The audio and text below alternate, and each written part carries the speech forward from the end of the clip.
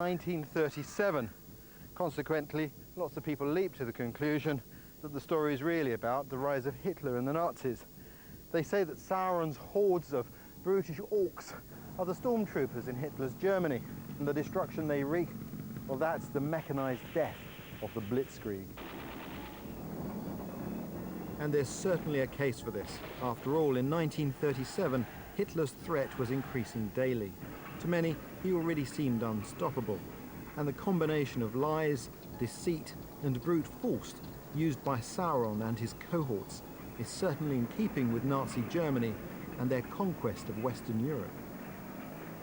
But this is something that Tolkien himself always strongly denied. It's a deceptively easy parallel to make, but one that ignores so many other influences that he could have drawn upon. In his early childhood, John Ronald Reuel Tolkien lived in a typical English village, but when he was 8, he had to move into the centre of nearby Birmingham.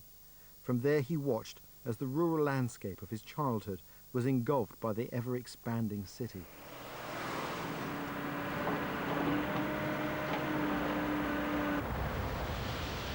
The industrial process can be an unforgiving thing. Left unchecked, its appetite can be insatiable, rather like Mordor, wouldn't you say?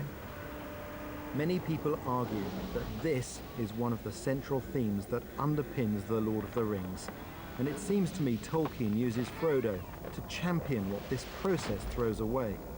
He plants Frodo's feet firmly in the Shire. In our rush to embrace change, we've forgotten the value of what we already had. It's a message that's just as important today. There's no reason progress can't go hand in hand with heritage, culture and nature.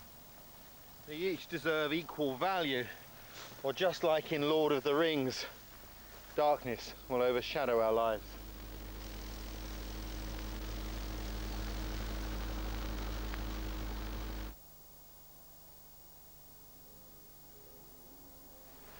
It's a wonderful book to take with you on a journey because it's such a complete world to disappear into.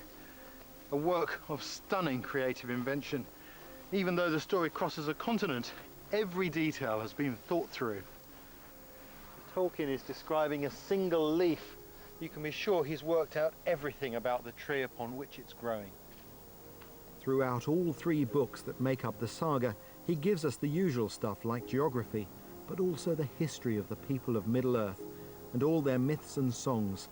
He even includes appendices of family trees and the lineage of the ruling houses.